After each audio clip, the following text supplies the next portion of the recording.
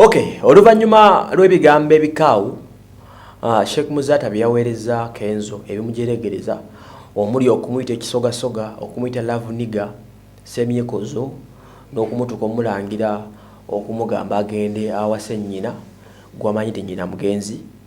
Ebigambo bino byakoseza nnyo Kenzo ng'omusajja. Kenzo n'abako post gye yakoze mu kwanukula okulaga nti yabadde munyiike. Nze Wasawa Emmanuel tusinzira ku Uganda Lifestyle muri mutya gye musinze kwanga mutulaba mwenna mikwano gyaffe mwenna batugoberera mbagala nnyo mwebale nnyo kubanga mumuteekayo time ne supporting us. Thank you so much for the good work you're doing. Mbagala nnyo. Biva Organic Jesco Beauty Center gende bakujjanjabe olode bono obukuluma bonna ate nga ku 0701 986 internship ojja kuba ogifuna. Kenzo yagenze ku mukutu gwa Facebook jukira mugwanga talimu abadde atambula nnyo ebweru tumusubira okujja like next week mugwanga wano alina show gye bayita selfie night egenda kwera ku labo nitando za week ejja ku Thursday sulabo yakiteeka mujajibeera mu mulabe taliwo currently atambula nnyo acha performing obaka buyisa nnyo ku Facebook buli kye mutuka kaze ngageza ko kitulambikira ono gola agenze ku mukutu nageza ko kwandukula ebigambo bya Sheikh Muzata byade bikawo ngabo birabaawo okusinzira ku message ngabo yaze ekisooka yamugambye Sheikh Muzata ebigambo byo obaka bombulide bulungi nnyo ngabo okiwulira omwabadde ebigamba nti ninga bondaba nandi wasiza mama wange ngabo nsabye naye munnange mama yakoliko yafa emyaka 2 emabega oba yensonga lwaki ondabanga bwendi mumbeera mundabya ndi kisoga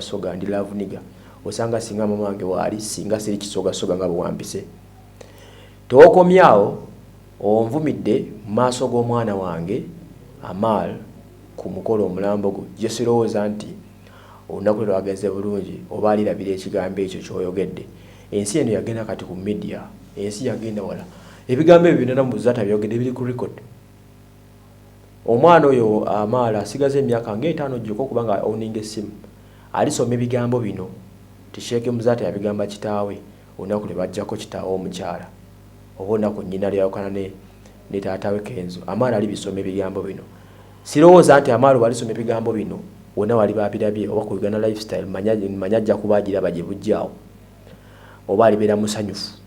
Screenshot yoyita ku screen yammwe ebigambo byali bibi nnyo Muzata byakozesa ne Kenzo byamwanukudde naye n'agamba nti byonna bikwasiza Katonda tere kitagwa luli bolo bijja kumala biggwe. Ebigambo bino tebyadde birungi amwanukudde namugamba butuufu singa mama wange abaddewo nandi muwasiza nga bw'oŋŋambye naye ekyomukisa omubi yafa osanga yensonga lwaki ondabanga bwondaba nondabanga ekisogasoga nondabanga love nigga nondabanga feria alemedde okutuukiriza ebyo byennyini otuukiriza eri muwala wammwe naye nga very sure Kenzo akoze buli kimu. Moreover ku mukolo gwabaddeko muwala we Amal nsajja n'abakuba ebigambo ng'ebyo si birungi yadde n'akatono. Kenzo tebimusanyusa yadde n'akatono era nga bw'atyo n'amwanukula n'amugamba naye kati bikwase Katonda time will tell era bijja kumala bikole ki bijja kumala biyite.